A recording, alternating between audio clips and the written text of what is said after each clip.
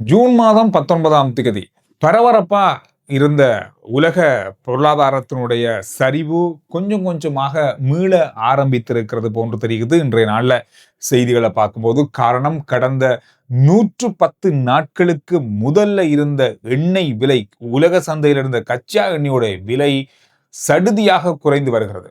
மிக பாரியளவான சரிவை சந்தித்துக் கொண்டிருக்கிறது அமெரிக்காவுக்கும் ஈரானுக்குமான இந்த போர் நிறுத்த ஒப்பந்தத்தை தொடர்ந்து. இதுக்கு பிறகு இப்பொழுது மத்திய கிழக்கு நாடுகள்லாம் பேசி இப்பொழுது லெபனான், அதோட இஸ்ரேலுக்கான போர் நிறுத்தங்கள் என்று பலதரப்பட்ட விஷயங்கள்ல இப்பொழுது முன்னேற்றம் அடைந்து வரத்தால இந்த கச்சா எண்ணெய் விலை பாரிய வீழ்ச்சியை சந்தித்துக் கொண்டிருக்கிறது. இப்ப இன்னும் ஒரு முக்கியமான விஷயம், இது இலங்கையோட எப்படி தொடர்பட போகுது அப்படின்னு சொன்னா, இப்ப இந்த மாதம் இது தொடர்புறதுக்கு முதல்ல அரசாங்கம் எடுத்திருக்கிற முடிவுகள் அடிப்படையில் இலங்கையில எரிபொருள் விலை அதிகரிக்குமா அல்லது குறையுமா என்ற கேள்வி இப்பொழுது இருக்கு. இப்ப சர்வதேச சந்தையும் இப்பொழுது ஓரளவுக்கு வளமைக்கு திரும்பி கொண்டிருக்கத்தால, ஆனால் இலங்கையில அந்த மாதிரி ஒரு நிலைமை, அதாவது குறையக்கூடிய நிலைமை இருக்குமா என்ற பெரிய கேள்வி இருக்கு. காரணம் என்னன்னு சொன்னா, இப்ப இந்த மாசத்துல கடைசியில நாங்க அதிகமா பேச போற விஷயமே இந்த எரிபொருள் விலையேற்றத்தை பற்றி தான் பேச போறோம். அதற்கு காரணம், அரசாங்கம் வழங்கி இருக்கின்ற மானியம். எரிபொருளுக்கு கடந்த நாட்கள்ல அதிகரிப்பின் காரணமாக பெரிய அளவான தொகை கொடுத்து இந்த எரிபொருளை விலையேற்றாம மானியம் வழங்கியிருந்தாங்க அரசாங்கம். இந்த மானியம் முடிவடைகிறது இந்த மாசத்தோட. இதுக்கு பிறகு அந்த மானியம் இல்லாம எப்படி எரிபொருளோட விலை இருக்க போகுது அப்படின்றது பெரிய ஒரு கேள்வியா இருக்கு. இதனால எரிபொருள் விலையில பெரிய அளவான அதிகரிப்பு ஏற்படலாம். எரிபொருளை நாம பாவிக்கணுமான்ற கேள்விகள் கூட வரலாம். அந்த நேரத்துல நம்ம எரிபொருள் பாவனையை மட்டுப்படுத்துறதுக்கூடிய சந்தர்ப்பம் கூட உருவாகலாம். அந்த அளவுக்கு எரிபொருள் விலை ஏற்றம் இந்த மாசத்திலேயோ அல்லது அடுத்த மாதத்துடைய ஆரம்பத்திலேயே இருக்கு. இந்த எரிபொருள் விலை ஏற்றம் நடந்தால் நிறைய விஷயங்கள், மாற்றங்கள் ஏற்படும். குறிப்பா வாழ்க்கை செலவு 11% அதிகரிக்கும்ன்றாங்க. அது மட்டும் இல்லாமல் அத்தனை அத்தியாவசிய பொருட்களுடைய விலைகளும் அதிகரிக்கும்னு சொல்றாங்க. இந்த மாதிரியான நிலைமைகள் நிறைய இருக்கு. இன்றைய நாள்ல சர்வதேச சந்தையில எரிபொருளுடைய விலை எப்படி சரிந்திருக்கிறது அப்படின்னு பார்க்கும்போது, யுத்தம் நடக்கிறதுக்கு முதல்ல எரிபொருள் விலை $70, $72 அந்த மாதிரி தான் இருந்தது. கச்சா எண்ணெயுடைய ஒரு பரல்ற விலை. அதுக்கு பிறகு உச்சகட்டத்தை அடைந்த பொழுது, யுத்தம் உச்சகட்டத்தை அடைந்த பொழுது $126 இருந்தது. ஆனால் என்னதான் போர் நிறுத்தம் இருந்தாலும் 120, 110, 112, 100 அந்த மாதிரியான அளவுக்குள்ள தான் எரிபொருள் விலை அந்த அந்த அளவை தான் இருந்தது. ஆனால் இன்று பதிவாகி இருக்கிறது $79, $75.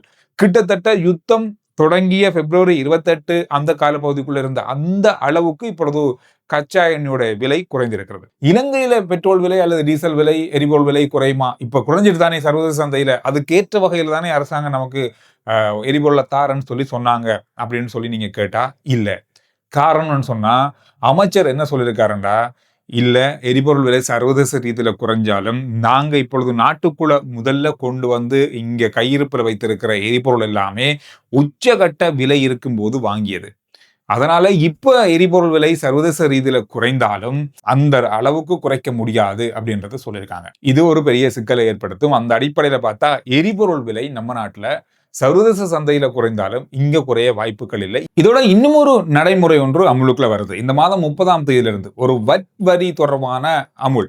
இது வியாபாரிகளுக்கு, சிறிய ரக கடைகள் வச்சிருக்கின்ற வியாபாரிகளுக்கு இந்த நடைமுறையை அமுல்ல கொண்டு வர போறாங்க. அதற்கான ஒரு கலந்துரையாடல் நடந்தது. இந்த கலந்துரையாடல் நிறைய விஷயங்களை அவதானிக்கக்கூடியதா இருந்தது. நிறைய கடைக்காரர்கள் இப்பொழுது கடை வச்சிருக்கவங்க வட் வரிக்குள்ள வாரீங்களா இல்லையான்றதை நீங்க தெரிந்து கொள்ளலாம். அப்படி வாரதா இருந்தா என்னென்ன விடயங்களை நீங்க அமுல்படுத்தணும் அப்படின்றதோட இந்த கலந்துரையாடல பேசப்பட்டிருக்கிறது. இந்த வட்வரி யாருக்கெல்லாம் அமுல்ல வரும் அப்படின்னு சொன்னா, கடை, கராஜ், ඊට පස්සේ ටේලර් ෂොප්, ඊට පස්සේ බියුටි පාර්ලර්ස් ඕවනේ තියෙන්නේ ලංකාවේ. හෝටෙල්, நியூ ஹோட்டல். இந்த வட்வரி யாருக்கெல்லாம் அமுலுக்குள்ள வரும், எவ்வளவு ரூபா வியாபாரம் செஞ்சா அமுலுக்குள்ள வரும்? ඒ කියන්නේ දැන් එකතු කරගන්න යන්නේ මිලියන් 3ක් දක්වා.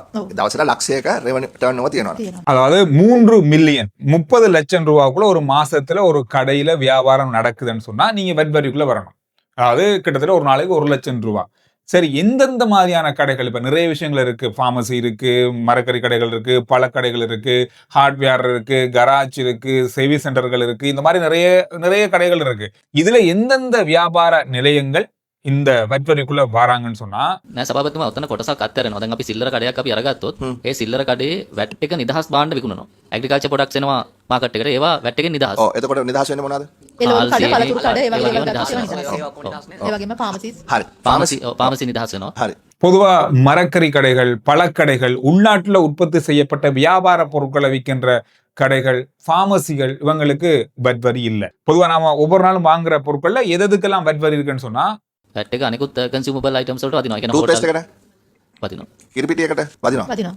இந்த மாதிரி நிறைய பொருட்களுக்கு வட் வரி இருக்கு. அதனால 30 லட்சம் ரூபாவுக்குள்ள ஒவ்வொரு மாதமும் வியாபாரம் செய்யற கடைகள் வட் வரிக்குள்ள வரப்போறாங்க. 30ஆம் தேதிக்கு பிறகு இது அமுல்ல வரப்போகுது, இதனுடைய நடைமுறை சட்டம்.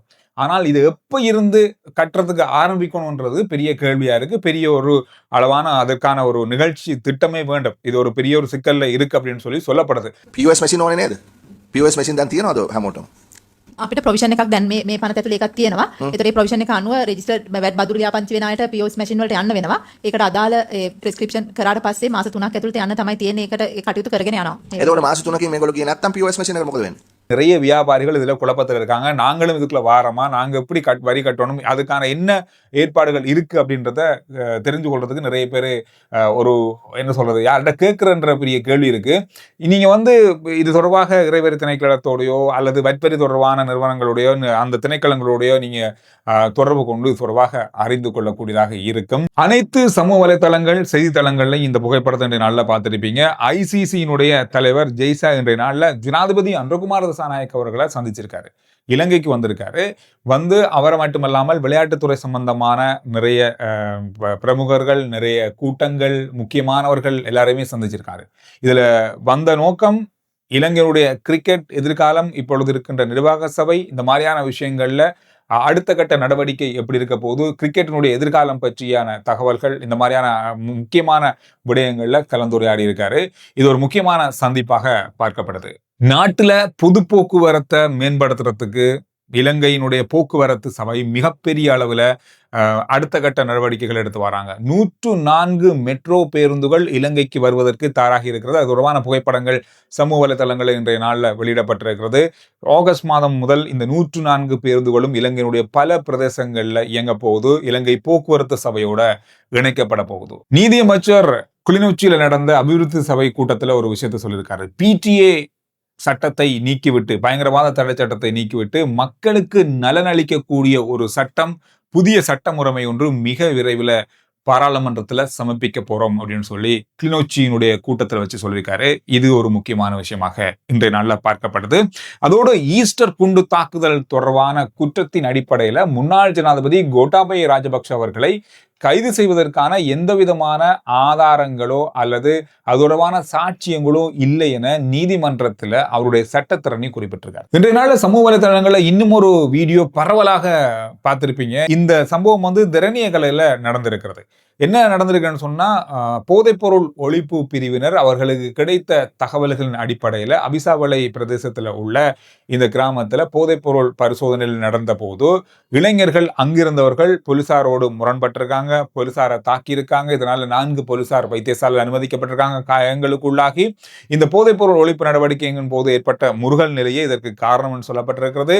இந்த போலீசாரை தாக்கியதன் காரணமாக 4 பேர் கைது செய்யப்பட்டிருக்காங்க. எனவே இந்த மாதிரியான நடவடிக்கைகள் இன்றைய நாள் இடம்பெற்றிருக்கிறது. ஆனால் என்னதான் இது தொடர்பாக எதிர்ப்புகள் இருந்தாலும் தொடர்ந்து போதைப்பொருள் ஒழிப்பு நடவடிக்கை தொடரும் அப்படின்ற செய்திகளையும் சொல்லியிருக்காங்க போலீசார். இந்த விஷயங்கள் தான் இன்றைய நாளில் பார்க்கப்பட்ட மிக முக்கியமான செய்திகளுடைய சுருக்கம்.